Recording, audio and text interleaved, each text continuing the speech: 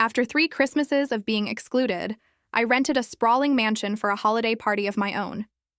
This year, the lights, music, and laughter are all mine, and for once, they're the ones left outside. Okay, Reddit. Deep breath. I really need to get this off my chest, and I don't know who else to talk to who won't just tell me to move on or be the bigger person. I'm Natalia, I'm 39, and I'm divorced. And honestly, it's taken me damn near 4 decades to finally admit a hard, cold truth. My ex-husband's family, specifically his mother, Doña Rosa, never actually wanted me. Not for a second. They wanted my cooking, sure. My famous ají de gallina was always the first to disappear from the Christmas Eve buffet, leaving me with a weird mix of pride and resentment, knowing it was my labor they craved, not my company. They wanted my reliable car for errands, especially around the holidays when parking in Lima is a nightmare. Natalia, could you just run to the market for the panettone? Javier would ask, already holding out the keys, his eyes avoiding mine. A silent plea for me to just do it without questioning. And they definitely wanted my silence. My opinions, my stories, my very presence felt like an inconvenient hum in the background of their perfectly orchestrated family symphony. Every December in our upper-middle-class coastal neighborhood here in Lima, Peru, the city absolutely transforms. It's not just a few lights on a tree, you know? The streets explode with fairy lights strung between palm trees. The sound of carols, usually bad covers of American pop songs, echoes from every shop, and relatives start arriving from all over, suitcases overflowing with gifts, yes, but mostly with opinions. The air itself changes, thickening with the scent of panettone and fireworks, a buzz of anticipation that used to fill me with a fragile hope. Christmas with family here isn't just a tradition, it's a full-blown spectacle, a performance. And for years, I played my part in it, a supporting actress trying desperately to earn a leading role in a play where I was never truly cast. I'd navigate the complicated, treacherous waters of Javier and his mother, Doña Rosa, feeling like a tiny boat in a storm. Javier, my ex, always claimed to be stuck in the middle, a convenient little phrase he'd use with a helpless shrug, like it was some cosmic force beyond his control. But the truth? He wasn't stuck. He was just a convenient, spineless shield, deflecting his mother's passive-aggressive barbs while never actually defending me. It was easier for him to let me take the hits than to stand up to his mommy. Doña Rosa, though, was the undisputed, self-proclaimed queen of Christmas. Her house, a sprawling, colonial-style place with high ceilings and a ridiculously large nativity scene that took up half the living room, became her private kingdom. Every year, she'd rearrange the furniture, dictate the menu, assign tasks, and scrutinize every single detail, especially my contributions. My presence, my very existence, felt to her like an unwelcome visitor trying to steal her crown. I remember one year, I brought a beautiful hand-embroidered tablecloth I'd bought on a trip to Cusco, thinking it would be a nice addition to the table. She glanced at it, her lips barely curving into a polite smile, and then, with a dismissive wave, said, "Oh, Natalia, how rustic. But darling, we already have my linens for Christmas. Perhaps you can use it for a picnic."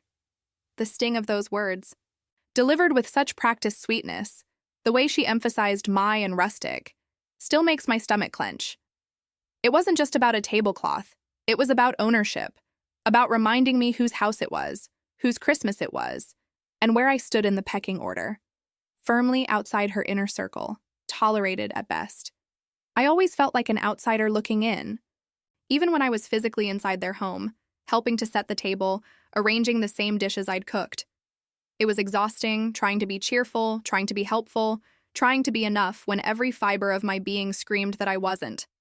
And the worst part? For years, I just accepted it, thinking that was just how families are. God, I was naive. But then, about 3 years ago, the subtle coldness morphed into something undeniably blatant. It was December, the air already thick with that festive Lima buzz I mentioned, and I was planning my usual Christmas Eve contribution, the pavo relleno, a complex stuffed turkey recipe that took hours. I remember checking in with Javier, asking about the final head count for Doña Rosa's big dinner, and he just dodged it.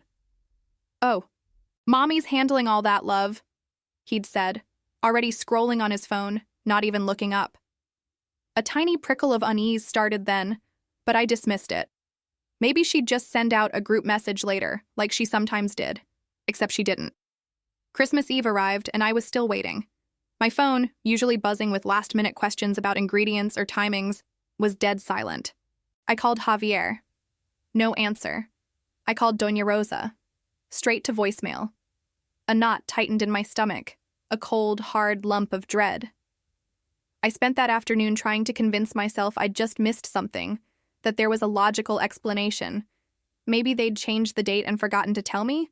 But no, my gut screamed. This felt intentional. Around 7 p.m., my phone finally buzzed. It was Valeria, then 9, video calling me from Javier's phone. Her face was lit up, not just by her excited smile, but by the dazzling, almost blinding array of fairy lights and decorations in Doña Rosa's living room. She was wearing matching red and white striped pajamas, just like Javier and Doña Rosa, who I could see in the background, laughing, holding glasses of champagne. "Mommy, it's so pretty. Grandma gave me my first present," Valeria chirped, holding up a brightly wrapped box. My breath hitched. I could see the massive dining table, laden with food, the flickering candles, the polished silverware, and a chair at the end, precisely where I always sat, conspicuously, painfully empty. It wasn't just a missing person. It was a visible void, a deliberate statement. My throat felt raw, my eyes burning. I forced a smile, a shaky, unconvincing facade, and told Valeria to have fun, my voice barely a whisper. That wasn't a one-off. Oh no, Reddit. That was just the beginning of a cruel annual tradition. It happened again the next year, and the year after that. Each time, a new, inventive way to exclude me.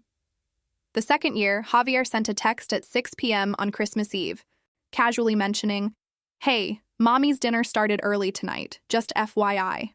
Valeria's having a blast. Just FYI. Like I was some casual acquaintance, not his ex-wife, not the mother of his child, not someone who'd spent years dutifully contributing to their family holiday." The third year? Crickets. Nothing. Just the eerie silence of my own small rented apartment, a stark contrast to the booming festivities I knew were happening just a few kilometers away. Each time I'd confront Javier, my voice trembling with a mix of hurt and barely contained rage. "Why, Javier? Why do you let her do this? Why didn't you tell me?" And each time, he'd offer the same infuriating, dismissive shrug, his eyes darting away from mine. Natalia, it's Mommy. You know how she gets. She just gets so confused with all the planning. Too many people, too many dates. Confusion. That word became a trigger for me. It wasn't confusion. It was a convenient, thinly veiled insult, implying I was so unimportant that my presence or absence could simply slip her mind. It implied I wasn't even worth the effort of an intentional exclusion. I was just forgotten, like a forgotten grocery list item.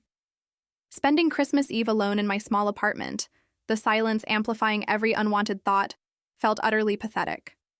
The scent of my own hastily cooked solitary dinner, usually something simple like a grilled chicken and rice, would hang in the air, a sad, savory testament to my isolation. I'd try to distract myself, watching some mindless show on Netflix, but my mind would always drift to their house. I'd imagine the laughter, the clinking of glasses, the familiar chaos. Then Valeria would video call, her innocent excitement like a fresh stab wound. She'd describe her new toys, the games, the family sing-alongs, her face beaming in the glow of their glittering living room. And I'd smile. I'd nod. I'd offer enthusiastic, "Oh, how wonderful, mija." But inside, my stomach would churn. I was half ashamed for still caring so much, for letting it sting this deeply after all these years of divorce. Hadn't I moved on? Shouldn't I be above this? But then the other half of me, the furious, indignant half, would scream. I was being treated like a leftover, something they'd reheat only when it was convenient, or perhaps not at all. A forgotten dish at the back of the fridge. The worst part, the part that truly tore at me, was the fear for Valeria. I desperately didn't want to ruin her bond with her father's side, with her grandma. But with every passing year, with every forgotten invitation, with every glittering social media photo of their perfect Natalia-free Christmas. It felt like they were actively erasing me from her memory, slowly but surely making my role in her life, especially during the holidays, disappear.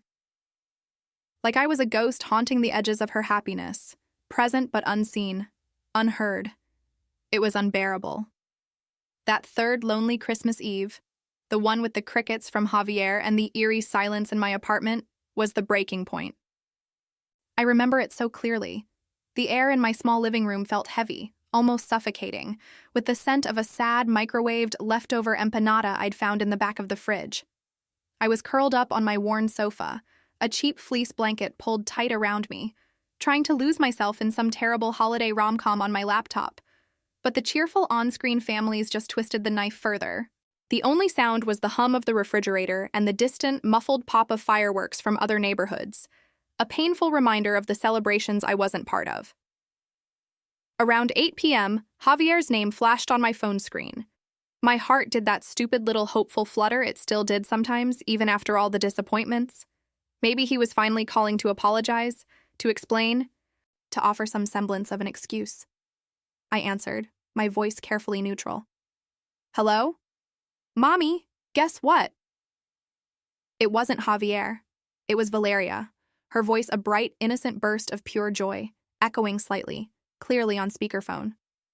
I could hear the background noise, faint carols, Doña Rosa's distinctive booming laugh, the clinking of glasses, the familiar sounds of their Christmas.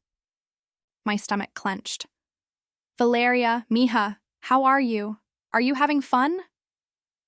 I forced a smile into my voice, even though my face felt stiff, my jaw tight. I closed my eyes for a second, picturing her, probably in those ridiculous matching pajamas again, surrounded by gifts and warmth. She launched into a breathless monologue, describing her day. Grandma Rosa made chocolate caliente for breakfast. And we played board games, and Tia Carmen brought me a new doll. And guess what, Mommy? Grandma says... Her voice paused, a tiny, almost imperceptible hesitation, as if she was trying to remember something important. Grandma says it's better this way, that Christmas should be with real family. The words hung in the air, echoing not just from the phone but inside my skull. Real family. It was like a physical blow, a sharp, sudden punch to the solar plexus that left me gasping for air, though no sound escaped my lips. My grip on the phone tightened, my knuckles turning white. I could feel the blood drain from my face, a cold rush washing over me, leaving my skin clammy. The cheesy rom-com on my laptop blurred, the bright lights on the screen suddenly too harsh, too loud. It wasn't just an oversight. It wasn't about confusion. It wasn't Javier's spineless excuses. This was a deliberate statement.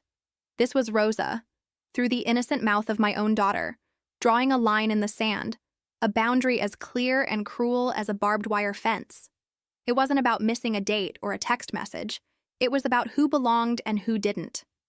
And I, Natalia, the mother of Javier's child, the woman who had spent over a decade trying to be a part of their world, was definitively, unequivocally, on the outside. Not just outside the house, but outside the very definition of real family. The shock gave way to an icy, searing heat that spread through my chest, burning away the last vestiges of hurt and sadness. This wasn't just a slight. It was an active erasure, a calculated exclusion designed to delegitimize my place, not just in their Christmas, but in Valeria's perception of her own family. My mind flashed back to Doña Rosa's dismissive comment about my rustic tablecloth, her constant microaggressions, Javier's convenient shrugs. It all coalesced into this one brutal, undeniable truth. They didn't just tolerate me. They actively resented me, and they wanted me gone. Mommy, are you there? Valeria's voice, a little less joyful now, pulled me back from the brink of a silent scream. I swallowed, my throat raw, scraped. Yes, mija, I'm here. That's an interesting thing Grandma said. I tried to keep my voice light, but it came out tight, strained, like a wire pulled too taut. Did you get lots of presents?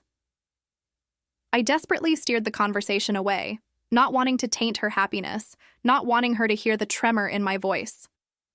We talked for a few more minutes, about her new doll, about the panettone, which I knew I'd baked for them last year, about the games. Each word she spoke, each innocent detail, felt like a small, fresh cut. When I finally hung up, the silence in my apartment wasn't just heavy, it was deafening. The last vestiges of my self-pity evaporated, replaced by a cold, hard resolve that settled deep in my bones. I lay there on the sofa, the cheap fleece blanket suddenly feeling like a shroud, staring up at the peeling paint on my rented ceiling. Tears, which had been stinging my eyes moments before, simply stopped. It was like a switch had flipped inside me, extinguishing the sadness and igniting something fierce and unyielding. Real family. Doña Rosa wanted to define real family? Fine. I would show her what real family was. I would show her what it felt like to be excluded, to be an outsider looking in. The quiet, compliant Natalia, the one who tried so hard to be enough, who always hoped for acceptance, who always cooked the aji de gallina and drove the errands and swallowed her pride, she was officially retired, dead and gone. Lying there in that stark, lonely silence, a silent vow formed in my mind, hardening with every beat of my furious heart. Next Christmas, if I wasn't welcome at their party, if I wasn't considered real family enough for their celebration, then they sure as hell wouldn't be welcome at mine. Not a chance.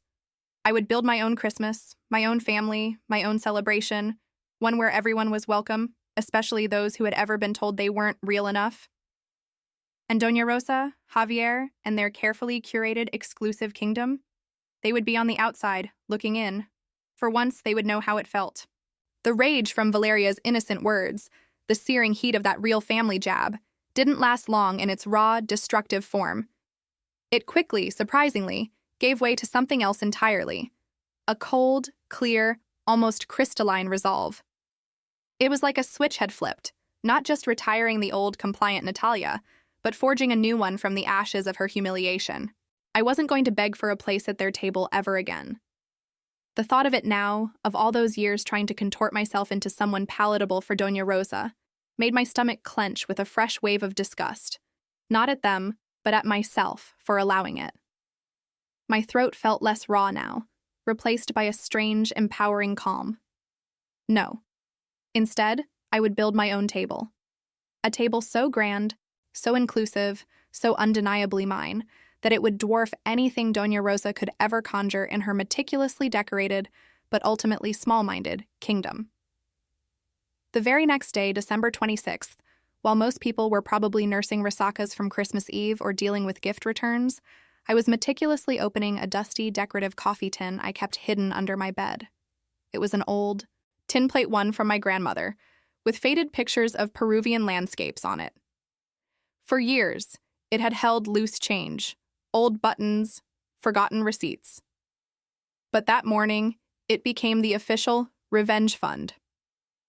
My fingers trembled slightly as I dropped in the first 50-sol note, crisp and new. It felt like a sacred act, a declaration of war, but also of independence. Every extra sol I could possibly get my hands on, every penny I could scrimp and save, would go into that tin. I became a woman obsessed. The mornings that used to be a sluggish start, often filled with a lingering sense of inadequacy, now buzzed with purpose. I picked up every extra tutoring shift I could find, teaching English to shy teenagers after school, my voice a little louder, my explanations a little clearer, fueled by an internal fire. I scoured online forums for freelance catering gigs, taking on small birthday parties or office lunches, even if it meant working late into the night. My kitchen filling with the comforting, purposeful scent of onions and garlic, a stark contrast to the lonely, empty air of just days before. The fatigue was real, a constant ache in my shoulders and the back of my neck. But it was a good fatigue, a productive exhaustion that felt like I was physically building something, brick by painful brick. Each time a client paid me, each time I transferred a small sum to my designated party savings account, which was just the coffee tin physically, but mentally it was so much more, I felt a surge of defiant joy. This wasn't just about money. It was about reclaiming my dignity, one soul at a time. Every coin, every bill that found its way into that tin felt like a tiny victory, a tangible expression of my renewed self-worth. It was proof that I could create something beautiful and meaningful, entirely on my own terms. My vision for this new Christmas wasn't just a fleeting thought. It quickly solidified into a concrete, vivid picture in my mind. I saw it so clearly, I could almost taste the food and hear the laughter. I would rent a sprawling mansion, not just a house, but a mansion. Something grand, impressive, with enough space that no one, absolutely no one, could ever pretend they didn't have space for me or for anyone else. It wouldn't just be a party. It would be a vibrant, overflowing celebration of belonging. It would be for everyone who had ever felt like an outsider, for all the misfits and the overlooked, for anyone who had ever been made to feel not real enough by Doña Rosa's exacting, suffocating standards. I imagined wide-open doors, twinkling lights, music that made you want to dance, and the kind of genuine, uninhibited laughter that only comes when people feel truly seen and accepted. This wasn't just about getting even.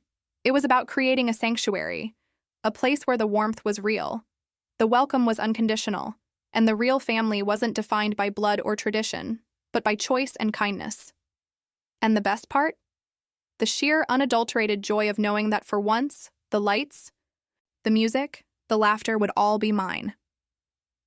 By August, the coffee tin under my bed was heavy enough to feel like a small brick.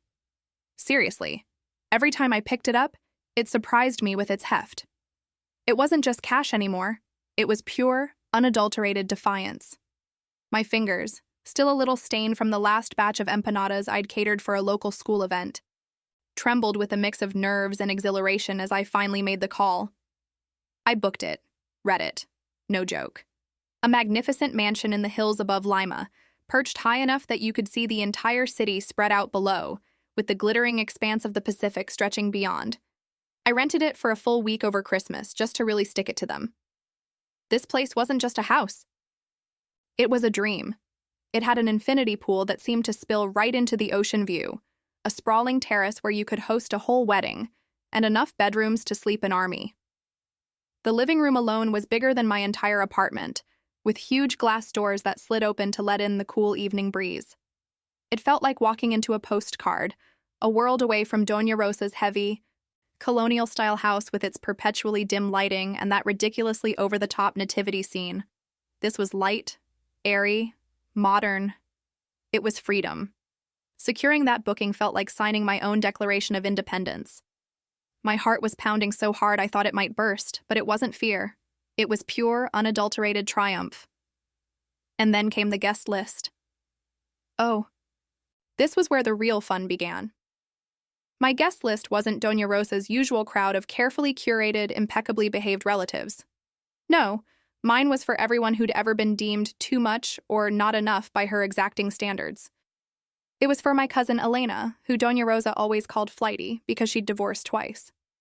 It was for my loud Aunt Carmen, who dared to laugh a little too boisterously and wore too much glitter at family gatherings. It was for the Garcias, that neighbor couple Rosa always sniffed about as being a bit trashy because they played cumbia music on Sundays. And yes, it was for Javier's own sister Mariana, who always had a kind word for me, even when her mother was giving me the cold shoulder. I even invited a few of my single mom friends who usually spent Christmas feeling just as lonely as I used to. The date? The exact same night Doña Rosa usually hosted her big, exclusive family dinner. Petty? Maybe. Satisfying? Absolutely. I could almost taste the sweet, sweet irony. This wasn't just a party. It was a rival kingdom emerging, a direct challenge to her Christmas monarchy. I felt a nervous thrill every time I thought about it, a delicious mix of apprehension and pure, righteous glee. I knew inviting Javier or Doña Rosa directly would be a disaster. They'd either mock me, dismiss it out of hand, or worse, use it as proof I was obsessed with them, still pining for my place in their perfect little world. So I went around the gatekeepers. I meticulously crafted personal messages, not group texts. I messaged cousins directly, Javier's siblings, even some of the older, more sympathetic aunts and uncles. My message was clear, polite, but firm. I'm hosting a Christmas Eve celebration this year, a more relaxed, inclusive gathering. Valeria will be with me this year, and I'd love for you to join us. There's plenty of space, and everyone is truly welcome. No pretenses, just good food and good company. I made sure to emphasize that last part, room for everyone. It was the antithesis of everything Doña Rosa's Christmas stood for. I hit send on the last message, my thumb hovering over the screen, my heart pounding like a drum against my ribs. Then I waited. The first few RSVPs were a trickle, then a steady stream. People were surprised, some even a little hesitant, clearly worried about Doña Rosa's reaction. But more and more they started saying yes. The messages were so warm, so genuinely excited. Natalia, finally, I've missed you. It sounds wonderful. I'd love to come. Each yes was a tiny balm to my soul, soothing years of quiet resentment. Then, a week before Christmas, the plot thickened in a way I could never have predicted. My cousin Elena, bless her ditzy heart, accidentally sent a screenshot to a family WhatsApp group that I was still, for some reason, a part of. It was meant for another cousin, but it landed right in my lap. And holy crap, Reddit, it was a message from Doña Rosa. I stared at the words, my phone clutched so tightly my knuckles went white. It read, I simply cannot believe it. Half the family has declined my invitation. They all claim they already promised Natalia. It's absolutely unheard of. Who does she think she is, trying to compete with my Christmas? I told them she prefers to stay home anyway, but they still insisted. The nerve. My jaw dropped. The phone almost slipped from my grasp. I reread it, then reread it again, my eyes scanning for any misinterpretation. Half the family declined. Already promised Natalia. I told them she prefers to stay home anyway.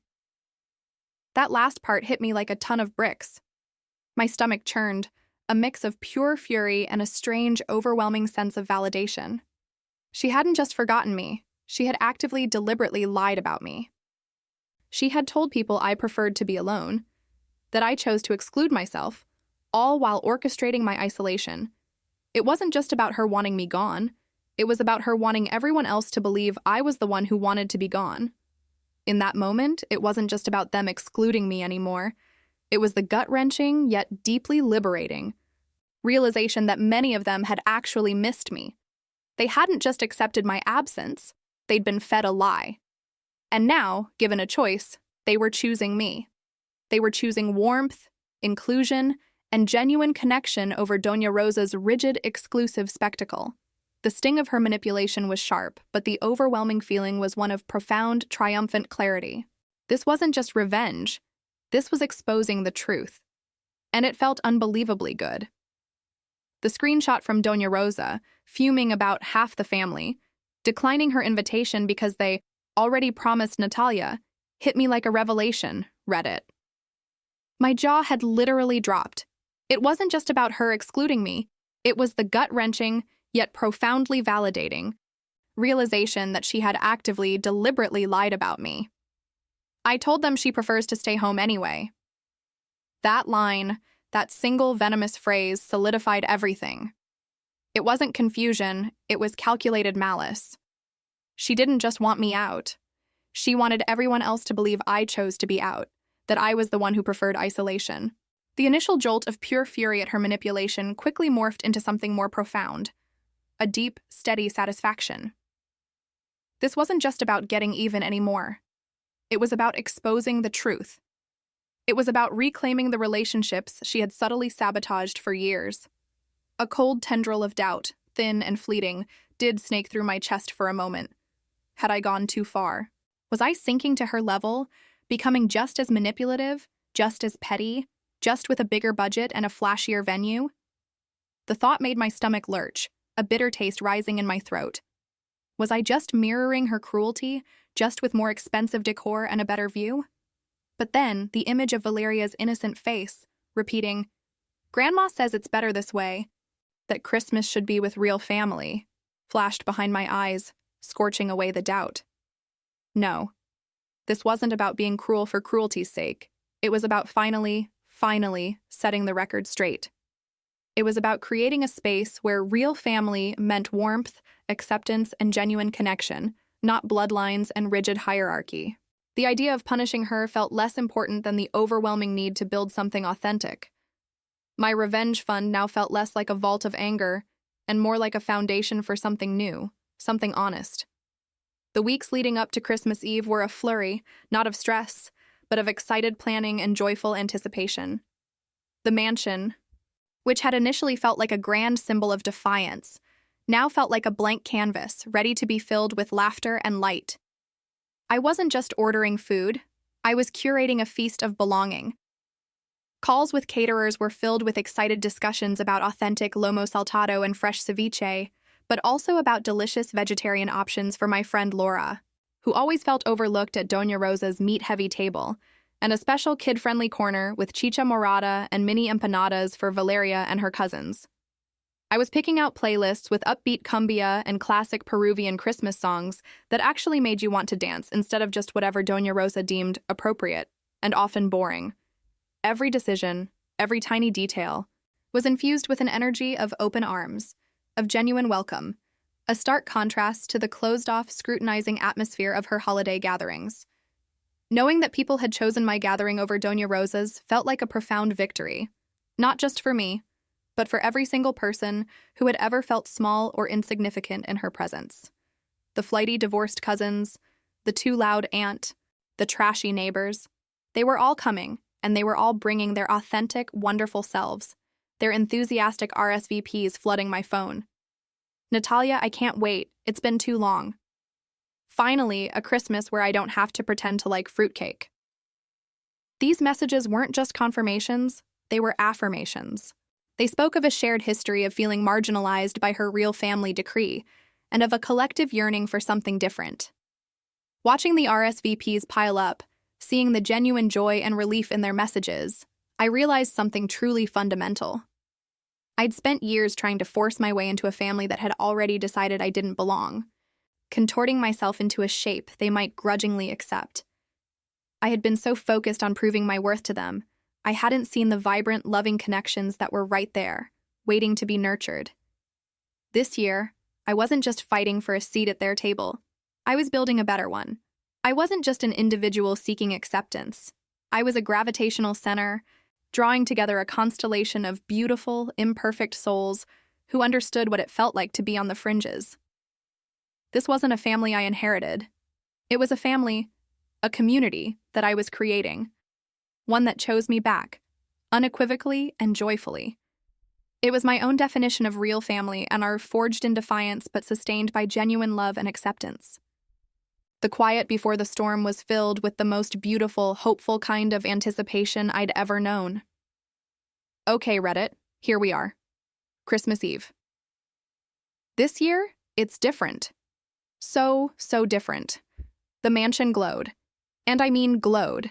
Every single palm tree around the infinity pool was strung with fairy lights, twinkling against the inky black of the Lima night sky. The air, usually just thick with the smell of exhaust and anticipation, was now alive with the scent of jasmine from the garden, mingled with the delicious aromas spilling from the kitchen. My aji de gallina, yes, but also a dozen other dishes brought by guests, each a testament to shared effort and joy. Music pulsed. Not Doña Rosa's stuffy carols, but a vibrant mix of classic Peruvian cumbia, some salsa, and even a few of those cheesy American pop Christmas songs that actually make you want to dance. Kids, a whole gaggle of them, Valeria among them, ran around in their Santa hats, their laughter echoing off the high ceilings and bouncing off the pool, a pure, uninhibited sound that made my chest ache with a happiness I hadn't felt in years. Valeria, usually a bit reserved, was absolutely beaming. Her cheeks flushed with excitement as she chased her cousins around the terrace. She looked at me, really looked at me, with a kind of sparkling pride I hadn't seen since before the divorce. People kept arriving, not tentatively, but with exuberance. They came bearing platters of homemade treats, bottles of wine, beautifully wrapped gifts.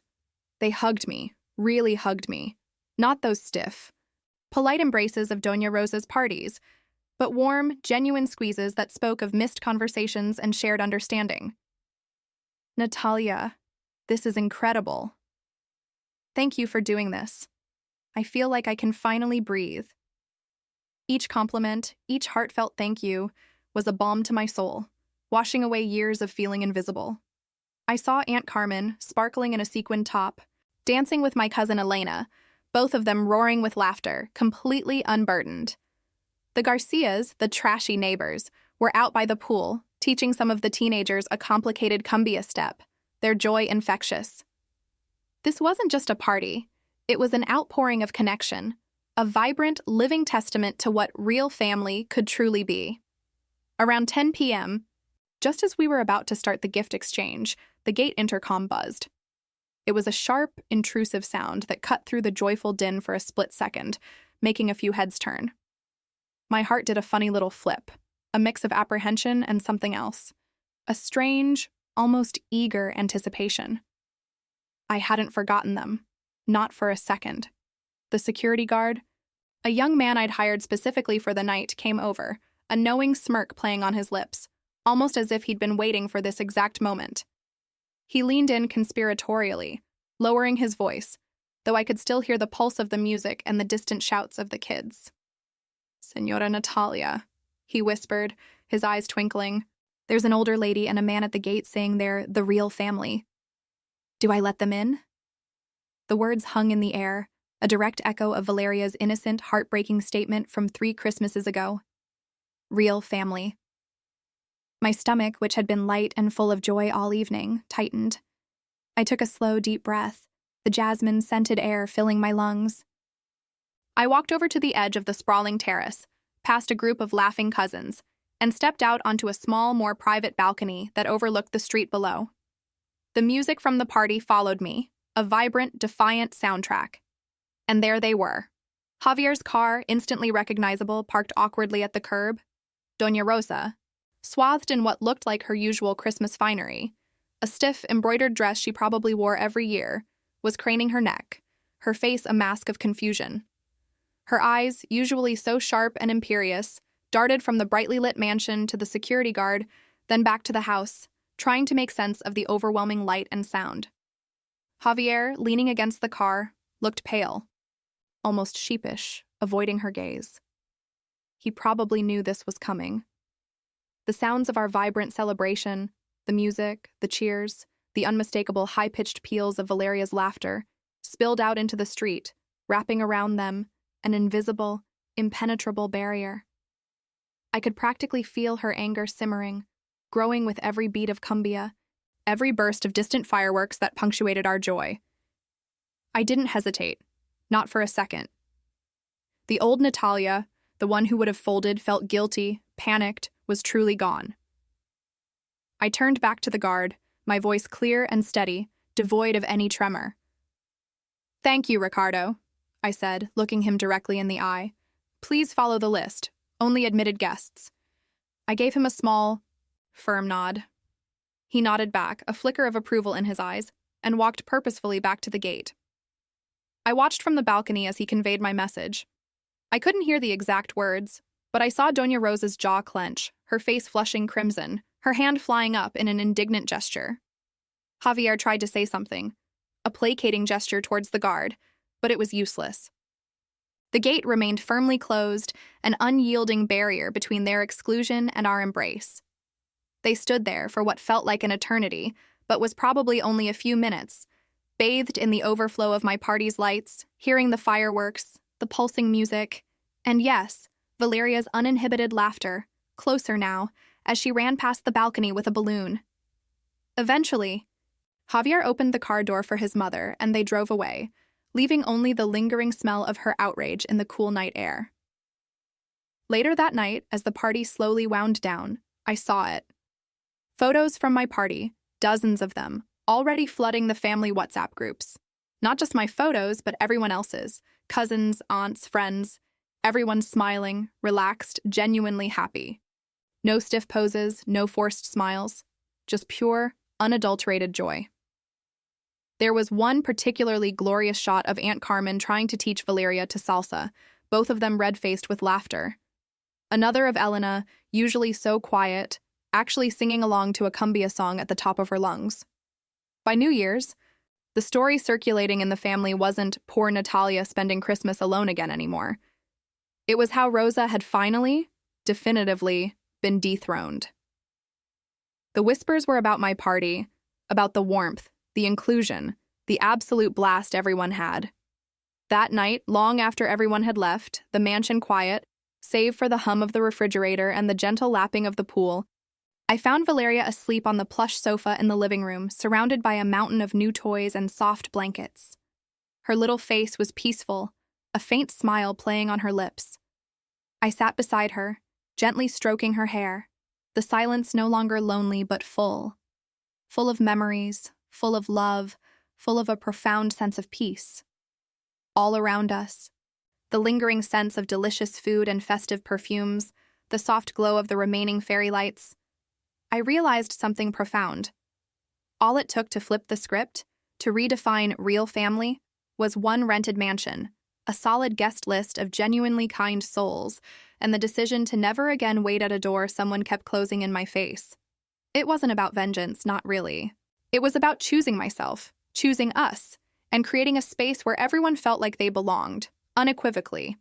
So, Reddit, after 3 Christmases of being subtly, and not so subtly, excluded, after being told I wasn't real family, I finally built my own Christmas. I put everything I had into it, financially and emotionally.